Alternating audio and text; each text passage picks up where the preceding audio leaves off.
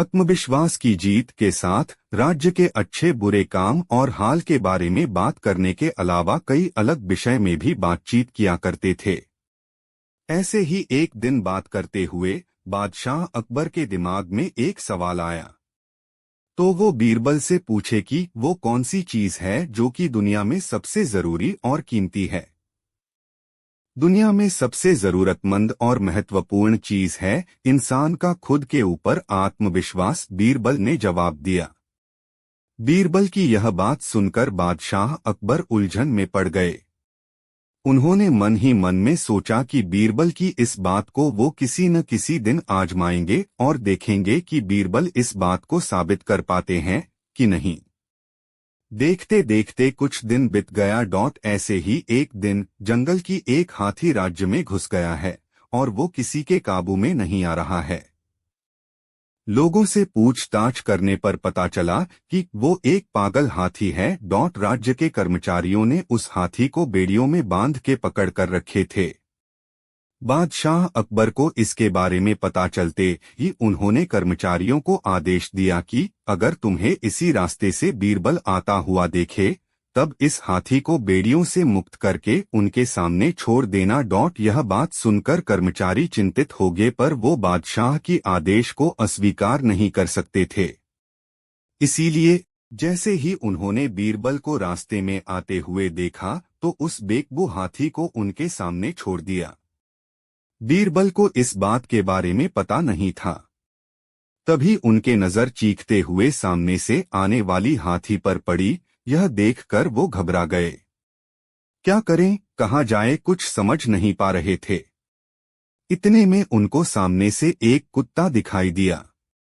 उन्होंने अपनी चालक दिमाग लगाया और उस कुत्ते को उठाकर हाथी के ऊपर की तरफ फेंक दिया। कुत्ते की चिल्लाने की आवाज सुनकर हाथी ने अपना रास्ता बदल दिया। कुछ देर बाद बादशाह अकबर को बीरबल के इस काम के बारे में पता चला।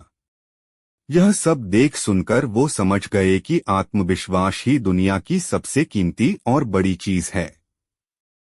आत्मविश्वास की जीत कहानी से सीख। इंसान के पास अगर आत्मविश्वास और उम्मीद हो तो वह किसी भी परेशानियों से खुद को बचा सकता है। बेईमानी, प्रजा, अंधा भरोसा का नतीजा। एक दिन की बात है। हमेशा की तरह राज्यसभा में बादशाह अकबर और बीरबल बैठे हुए राज्य की हालचाल के बारे में बात कर रहे थे। ऐसे ही बात करते हुए बादशाह ने बीरबल को एक बात बोले कि बीरबल, हमारे राज्य के सभी प्रजा बहुत अच्छे और भरोसेमंद है। वो सब ईमानदारी से अपना काम करते हैं। लेकिन बादशाह की इस बात में बीरबल सहमत नहीं हुए और जवाब देते हुए बोले कि बादशाह, आजकल के जमाने में कोई भी भरोसेमंद और सच्चा नहीं है और न ही हमारे सभी प्रजा सच्चा है। बीरबल की यह जवाब सुनकर बादशाह नाखुश होते हुए बोले, बीरबल, तुम ऐसे कैसे बोल सकते हो कि हमारे प्रजा अच्छे और भरोसायोग्य नहीं हैं? बादशाह, मैं सच बोल रहा हूँ। आपका अगर इजाजत मिलेगा तो मैं इस बात को जांच करके प्रमाण कर सकता हूँ। बीरबल ने जवाब दिया। बहुत गहराई से बादशाह बीरबल की इस बात को सोचा और साबित करने का मौका दिया। बादशाह के आदेश मिलते ही बीरबल प्रजाओं को धोखेबाज और कपटी साबित करने के लिए तरह तरह की उपाय सोचने लगे। उन्होंने सोचा कि लोग सबके सामने धोखेबाजी नहीं करेंगे, इसीलिए कुछ ऐसे करना होगा कि प्रजाओं का कपट और धोखा बादशाह के सामने आ जाए और प्रजाओं को इस बात का पता भी न चले। बहुत सोचने के बाद बीरबल राज्य के कर्मचारियों के द्वारा घोषणा किया कि बादशाह अकबर एक बहुत बड़ी दावत की व्यवस्था कर रहे और उसमें वो अपनी सभी प्रजाओं का शामिल होने की इच्छा रखते हैं। बस आप सबको इतना करना है कि एक छोटे पात्र में दूध लाना है और पास रखे हुए पतीले में डालना है। थोड़े से दूध के बदले में दावत मिलने की बात सुनकर सारे प्रजा खुश हो गए। उसके बाद जगह जगह पर बड़े बड़े पतीले रखा गया। राज्य की आबादी को देखते हुए उसके अनुसार पतीले रखे गए। हर एक प्रजा की मन में यह बात चल रहा था कि इतने सारे लोगों में सब पतीले में दूध डालेंगे, अगर मैं दूध के बदले पानी डाल दूं तो किसी को पता नहीं चलेगा। इसी सोच में अधिकतर लोगों ने दूध के बदले पानी और बहुत पानी मिला हुआ दूध लेकर पतीले में डालने लगे। दावत खत्म होने के बाद जब बादशाह और बाकी सब पतीले में भरा दूध की जांच करने चले तो पता चला कि पतीले दूध की परिमाण पानी के हिसाब से बहुत कम है। इससे यह साबित होता है कि ज्यादातर लोगों ने दूध के बदले पतीले में सिर्फ पानी डाले थे। प्रजाओं की ऐसी हरकत देखकर बादशाह को बहुत दुख हुआ और सोचने लगे कि वो जिन प्रजाओं के ऊपर इतना भरोसा करते थे वो सब उस भरोसे के योग्य ही नहीं हैं।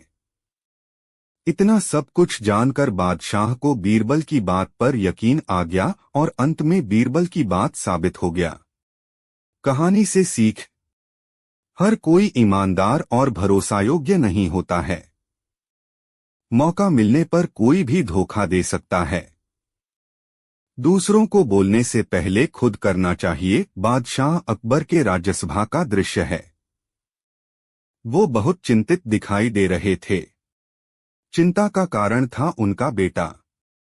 उसकी अंगूठा चूसने की बुरी आदत थी। बादशाह अकबर ने तरह तरह की तरकीब अपनाकर उस आदत को छुड़ाने की बहुत कोशिश की, लेकिन राजकुमार के बुरी आदत में कुछ भी परिवर्तन नहीं हुआ।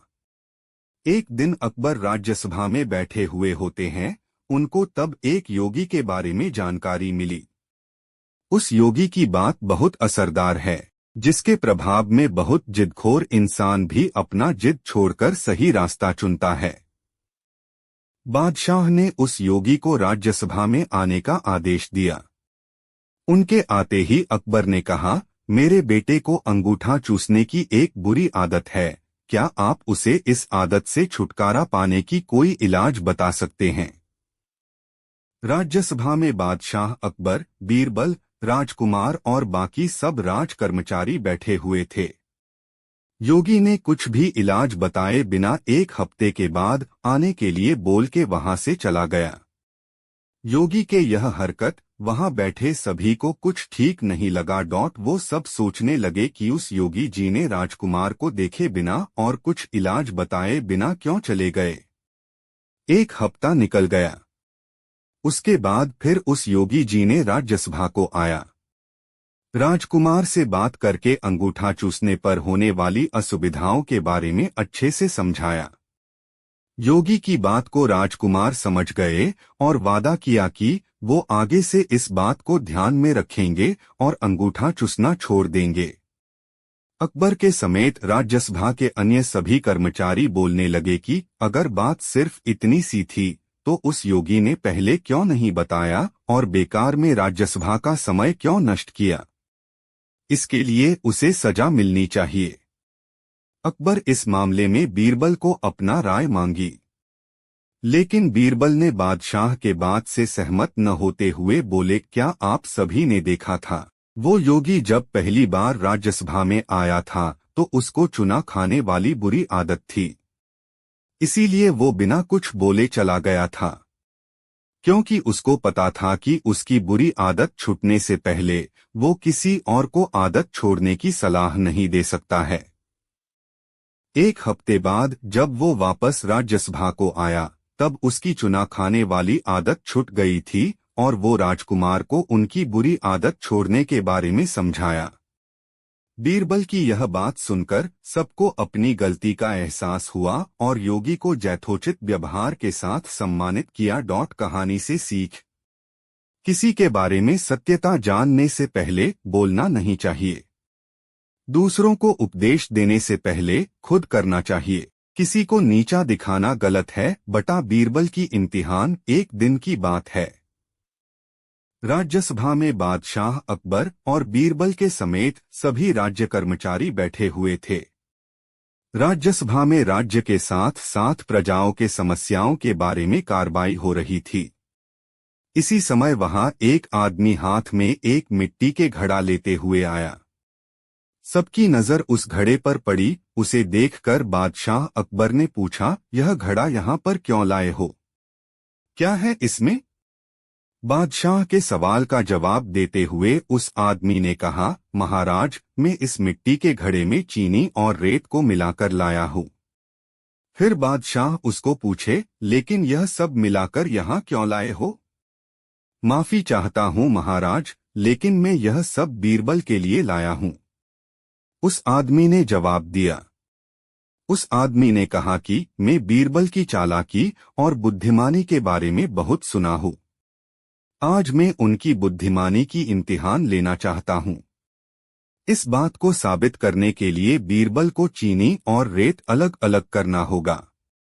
उस आदमी की यह बातें सुनकर राज्यसभा में बैठे हुए सब लोग सोच में पड़ गए। वो सब बात करने लगे कि भला रेत से चीनी को कैसे अलग किया जा सकता है। लेकिन बीरबल तो बहुत चालाक है। वो उस आदमी की बात में राजी हो गए। रेत और चीनी मिलाकर रखा गया मिट्टी के घड़े को अपने साथ लेकर बीरबल राज बगीचे की ओर चले। उनके पीछे उस आदमी के साथ साथ बाकी सब लोग भी चलने लगे। वो सब सोचने लगे कि बीरबल इस घड़े को लेकर कहाँ जा रहे हैं और वो ऐसा क्या करने वाले हैं जिससे रेत और चीनी दोनों अलग अलग हो जाएगी और बीरबल की बुद्धिमानी भी साबित हो जाएगी। वहां राज बगीचे में एक आम का पेड़ था। बीरबल उसके पास गए और मिला हुआ चीनी और रेत को उस पेड़ की चारों तरफ बिछाने लगे। यह सब देखकर उस आदमी ने पूछा, ऐसा क्यों कर रहे हो? यह करने से क्या होगा? बीरबल ने जवाब में कहा, तुम जरा सब्र करो, क्या होगा यह तुम्हें कल सुबह पता चलेगा। अगले दिन सुबह सब उस आम की पेड़ के पास चले। सबने देखा कि वहां सिर्फ रेत पड़ा है। यह देखते ही उस आदमी के साथ साथ बाकी सबने ने बीरबल से पूछा, यहाँ तो सिर्फ रेत पड़ा है, लेकिन चीनी कहाँ गया और यह सब कैसे हुआ? बीरबल ने बोला, रेत में मिला हुआ चीनी को चींटियां ले गए। चीनी को पाने के लिए तुम्हें चींटियों के बिल तक जाना होगा। रेत से चीनी को अलग करना मेरा काम था, जो कि मैंने कर दिया। बीरबल की यह चालाकी काम को देखकर वो आदमी हैरान हो गया और बादशाह अकबर के साथ साथ बाकी सब लोग खुश हो गए। कहानी से सीख, किसी को नीचा दिखाना और नीचा दिखाने की चेष्टा करना सही बात नहीं है। समय का सही उपयोग। Story of Akbar Birbal in Hindi. Story of Akbar Birbal in Hindi. एक दिन की बात है। बादशाह अकबर रोज की तरह अपने राज्यसभा में बैठे हुए थे। उनके साथ राज्य कर्मचारियों भी बैठे हुए थे। इसी समय बादशाह अकबर के मन में एक बात आया। वो बीरबल को बोले कि बीरबल, तुम्हारे लिए एक काम है।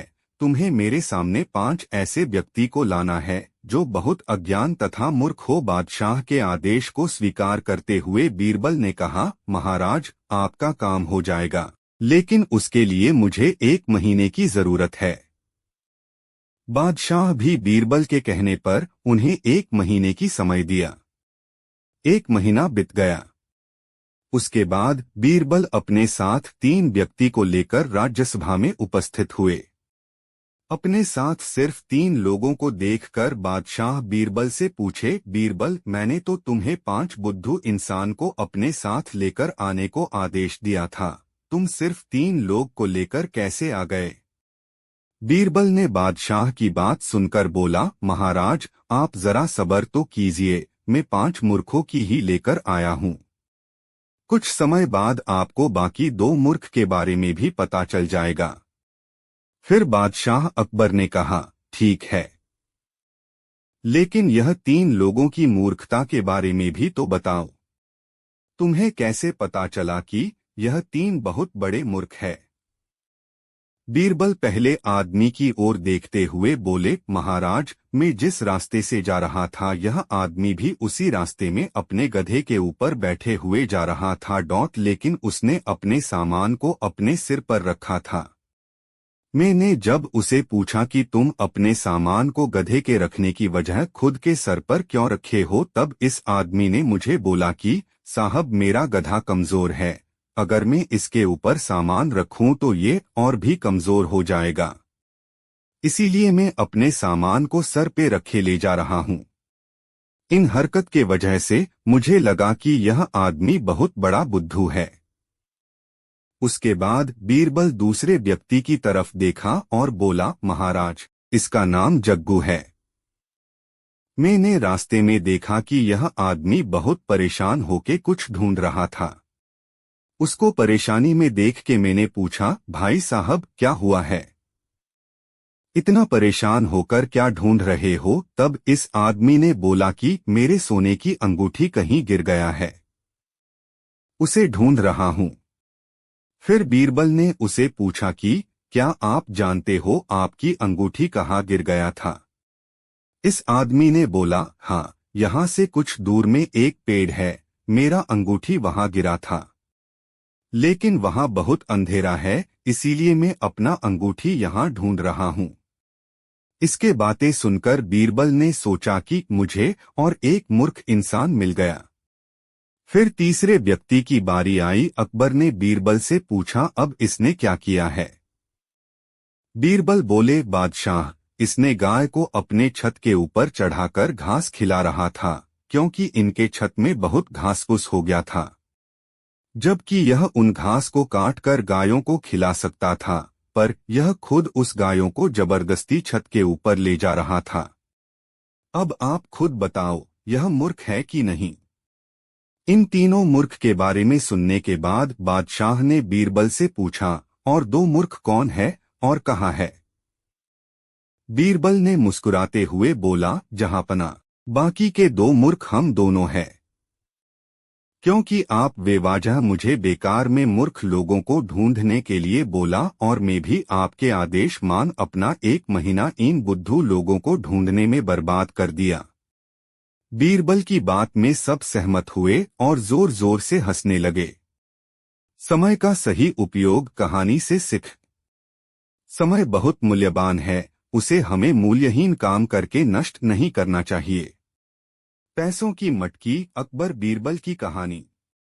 अकबर बीरबल की कहानी। बीरबल एक प्रकृति प्रेमी आदमी था। खुली हवा, पेड़ पौधों के बीच में ज्यादा समय बिताना उन्हें अच्छा लगता था।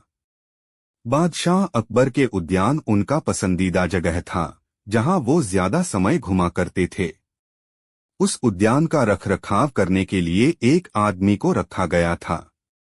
उसका नाम रामू था।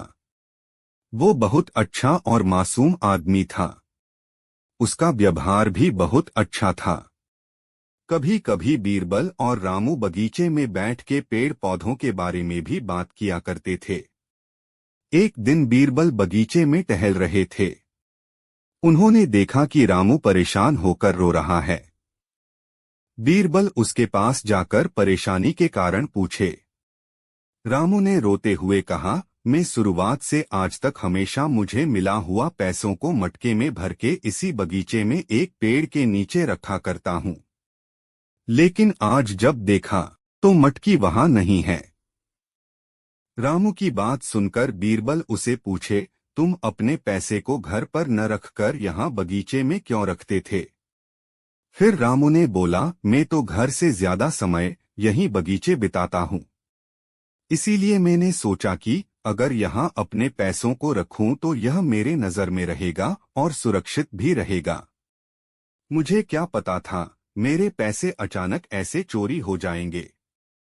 रामू को समझाते हुए बीरबल ने कहा, तुम चिंता मत करो, तुम्हारे पैसे किसने चोरी की है, उसे मैं पकड़कर तुम्हें तुम्हारा पैसा वापस दिलाऊंगा। फिर बीरबल बादशाह अकबर के पास जाकर उन्हें सारी बात बताया और उस पैसे चोरी करने वाला को पकड़ने का इजाजत मांगा। बादशाह से इजाजत मिलते ही बीरबल ने राज्यसभा में सारे राज कर्मचारियों को बुलाया। वो सभी को पूछताछ करने लगे। उन्होंने पूछा, क्या आप सभी में से किसी का तबीयत खराब था या फिर किसने कोई दवाई ली थी? उनके प्रश्न का जवाब देते हुए एक कर्मचारी ने बोला कि मुझे हल्का सा बुखार हुआ है और उसके लिए मेरी पत्नी अपने हाथों से एक दवाई बनाकर दे रही है। मैं उस दवाई को खा रहा हूँ। उनके बात खत्म होने के बाद दूसरे कर्मचारी ने बोला कि मुझे कब्ज की बीमार है और उसके इलाज के लिए इस राज्य के एक वैद्य मुझे दवाई दे रहे हैं। इनके बात सुनकर बीरबल ने बोला, क्या बुलाने पर वो वैद्य यहाँ राज्यसभा में आएंगे? उस आदमी ने हाँ में जवाब दिया। कुछ समय बाद वैद्य जी राज्यसभा में आ पहुंचे। उन्हें देखकर बीरबल ने उनसे पूछा, वैद्य जी, मुझे बहुत दिनों से कब्ज की बीमार है, क्या आप उसके इलाज के लिए मुझे कुछ दवाई देंगे? आपके दवाई के बारे में मंत्री जी से सुना था। शायद आपके दवाई से मेरा कब्ज सही हो जाएगा। अकबर बीरबल की कहानी। मेरी दवाई से अगर आपका कब्ज ठीक हो जाएगी तो मुझे बहुत खुशी होगी, वैद्य जी ने कहा। बीरबल उनसे पूछे कि आप इस दवाई को कैसे बनाते हो और इसमें क्या क्या चीजों की जरूरत पड़ती है, क्या आप मुझे यह बता सकते हो? वैद्य ने कहा, आप पूछ रहे हो इसीलिए बता रहा हूँ, लेकिन हर किसी को मैं यह सब नहीं बताता। इस दवाई को बनाने के लिए एक स्वतंत्र पेड़ की जड़ चाहिए। बीरबल ने कहा, यह तो बड़ी दुविधा की बात होगी। अब इस स्वतंत्र पेड़ कहाँ मिलेगा? वैद्य जी ने कहा, आपको चिंता करने की कोई जरूरत नहीं है। वो स्वतंत्र पेड़ राज बगीचे में है, जिससे मैं आपके लिए दवाई बना दूंगा। उनके बातें सुनकर बीरबल ने कहा, वैद्य जी, मैं आपको एक मौका दे रहा हूं। आपने गलती मान लीजिए और पेड़ के नीचे से लाया हुआ पैसा लौटा दीजिए। यह पैसा बगीचे में काम करने वाला रामू का है। वैद्य जी ने कहा, हुजूर, मुझे क्षमा कर दीजिए, उस पेड़ के नीचे से जड़ लाते समय पैसों से भरा हुआ घड़ा देखकर मुझे लालच आ गया था, इसीलिए उस घड़े को मैं ले आया। इस काम के लिए मैं माफी चाहता हूँ। ऐसा बोलकर वैद्य ने उस घड़े को बीरबल को वापस कर दिया, लेकिन वो उसमें से 10 सिक्का निकालकर वैद्य जी को दिया। क्यों? उन्होंने झूठ न बोलकर अपना गुनाह को कबूल किया था और उस घड़े को रामू को दे दिया। बीरबल की न्यायोचित काम और बुद्धि को देखकर सब उनसे खुश होकर उनके वाह वहाई की। अकबर बीरबल की कहानी। पैसों की मटकी। अकबर बीरबल की कहानी से सीख। किसी और के चीजों में लालच करना गलत बात है। एक बहुत दिनों की बात है जब बीरबल अपने राजमहल में मौजूद नहीं थे। इसी बात का फायदा उठाकर सब मंत्रीगण बीरबल के खिलाफ महाराज अकबर के कान भरने लगे। उनमें से एक ने कहा, महाराज, आप केवल बीरबल को ही सारी जिम्मेदारी देते हैं, कोई भी काम करने से पहले उनकी सलाह लेते हो। इसका मतलब तो यही हुआ ना कि आप अयोग्य हैं हर फैसला लेने के लिए। अकबर ने कहा, ऐसा नहीं है, हम भी बीरबल जितने ही योग्य हैं उनसे ज्यादा समझदार भी हैं। महाराज अकबर बीरबल के बहुत प्रिय है, उनके खिलाफ कुछ भी ऐसी बात नहीं सुनना चाहते थे जिससे उन्हें ठेस पहुंचे, लेकिन मंत्रीगण को भी निराश भी नहीं करना चाहते थे और उन्होंने इसका एक समाधान निकाला। अकबर ने कहा, मैं तुम सभी से एक प्रश्न का जवाब चाहता हूं, मगर इस बात का भी ध्यान रहे, अगर तुम लोगों ने इसका जवाब नहीं दिया तो मैं तुम्हें फांसी की सजा सुना दूंगा। सभी मंत्रियों भाइयों ने झिझक कर कहा, ठीक है। अकबर बीरबल की कहानी चित्र सहित। हम आपके इस शर्त को स्वीकार करते हैं, लेकिन आप पहले प्रश्न तो पूछिए। महाराज ने कहा, दुनिया की सबसे बड़ी चीज क्या है?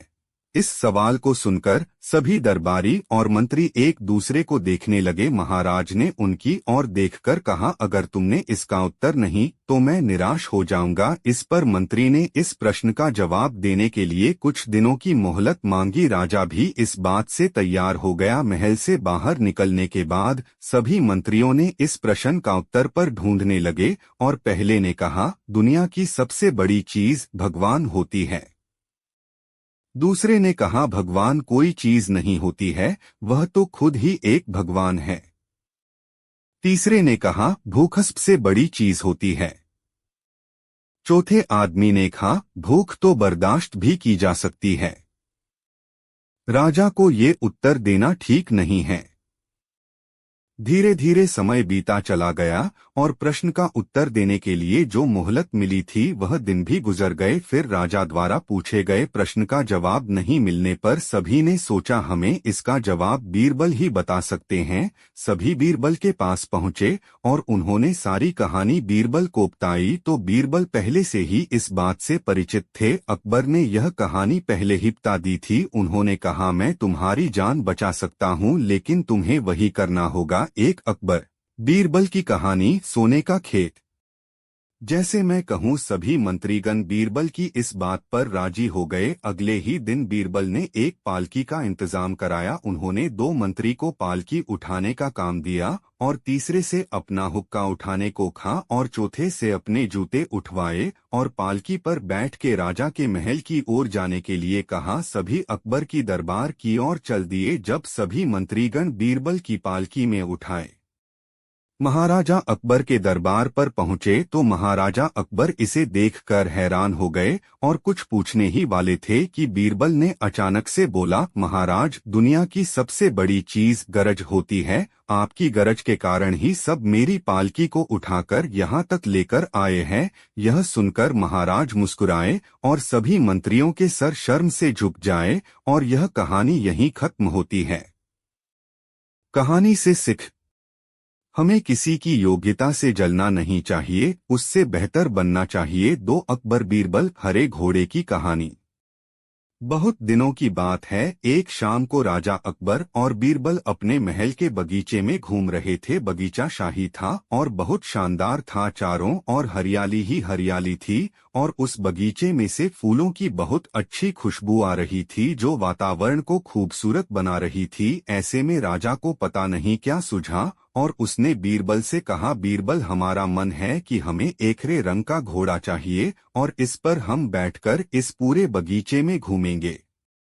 बादशाह अकबर ने बीरबल की परीक्षा लेनी चाहिए, इसलिए मैं तुम्हें एक आदेश देता हूँ। तुम मुझे 10 दिनों के अंदर हरे रंग का घोड़ा चाहिए और मेरे पास लाओ। अगर तुम मेरी इस आदेश को पूरा नहीं कर पाए तो तुम अपनी शक्ल मुझे कभी मत दिखाना और मेरे सामने कभी मत आना। इस बात से राजा अकबर और राजा बीरबल दोनों ही वाकिफ थे कि हरे रंग का घोड़ा इस दुनिया में पैदा ही नहीं हुआ तो मिलेगा कहाँ से। फिर भी राजा चाहते थे कि बीरबल अपनी हार को स्वीकार करें। बीरबल बहुत ही ज्यादा चालाक थे। वह भली भांति जानते थे कि ऐसा घोड़ा तो मिलेगा ही नहीं, लेकिन बीरबल राज्य से दूर कहीं चले गए और बहाना बनाकर इधर उधर घूमते रहे। 10 दिन होने के बाद जब बीरबल उनके महल में पहुंचा तो बीरबल ने कहा, महाराज, आपकी आज्ञा के अनुसार मैंने उस हरे रंग के घोड़े को ढूंढ लिया है, लेकिन उस घोड़े के मालिक की 2 शर्तें मंजूर करनी होगी। अकबर ने पूछा कि उनकी 2 शर्तें क्या है। वह बहुत उत्सुक थे उनकी 2 शर्तें जानने के लिए। बीरबल ने कहा, पहली शर्त यह है कि उस घोड़े को लाने के लिए खुद जाना होगा। राजा अकबर इस बात के लिए तैयार हो गए। बीरबल की बुद्धिमानी। उन्होंने पूछा, उनकी दूसरी शर्त क्या है। बीरबल ने कहा, घोड़े के मालिक की दूसरी शर्त यह है कि घोड़े को ले जाने के लिए सप्ताह के 7 दिन छोड़कर कोई और दिन चुनना पड़ेगा, तभी वह घोड़ा उस मालिक को देगा। अकबर यह बात सुनकर हैरान रह गए और बीरबल की ओर देखने लगे। तब बीरबल ने बड़े सहजता से कहा कि महाराज, घोड़े का मालिक होता है। हर हरे रंग का घोड़ा बहुत ही खास होता है। उसे ले जाने के लिए सप्ताह के 7 दिन के अलावा ही कोई दिन चुनना पड़ेगा, तभी वह घोड़ा किसी को बेचेगा। राजा अकबर बीरबल की यह बात सुनकर बहुत ही खुश हो जाते हैं और मान गए कि बीरबल भी किसी चतुर इंसान से कम नहीं है और दोनों हंसने लगे। 3 अकबर बीरबल की कहानी। जोरू का गुलाम। एक बार की बात है, राजा अकबर और राजा बीरबल दरबार में बैठे हुए थे और कुछ मामलों पर चर्चा कर रहे थे। तभी अचानक से बीरबल ने अकबर से कहा, मुझे ऐसा लगता है कि ज्यादातर पुरुष अपनी पत्नी के गुलाम होते हैं और अपनी पत्नियों से डरते हैं। बीरबल की इस बात को सुनकर राजा बहुत नाराज हुए और उन्हें यह बात उनको पसंद नहीं आई। उन्होंने इस बात का विरोध किया। इस पर बीरबल भी अपनी बात मनवाने पर आठ गए। अकबर ने कहा कि अपनी बात को सिद्ध करके दिखाओ। मगर इसके लिए राजा को प्रजा के बीच में आदेश रबारी करवाना होगा, और यह और आदेश दिया था कि जिस पुरुष के पत्नी जो पुरुष अपनी पत्नी से डरते हैं उन्हें दरबार में एक मुर्गी को जमा कराना होगा, लाकर देनी होगी। राजा बीरबल की इस बात पर तैयार हो गए और अगले ही दिन यह आदेश प्रजा को बुलाकर सबके सामने यह आदेश पेश किया गया जो भी पुरुष, और कहा गया कि जो भी पुरुष अपनी पत्नी से डरता है। राजा बीरबल की कहानी। उसे दरबार में एक मुर्गी जमा करानी होगी। इसके बाद क्या था, देखते ही देखते बीरबल और अकबर के महल में बहुत सारी मुर्गियां इकट्ठा होने लगी, और देखते ही देखते सैकड़ों मुर्गियां बगीचे में घूमने लगी। लेकिन बीरबल, और अब तेरे पास पहुंचे मुर्गी होगी है कि आप एक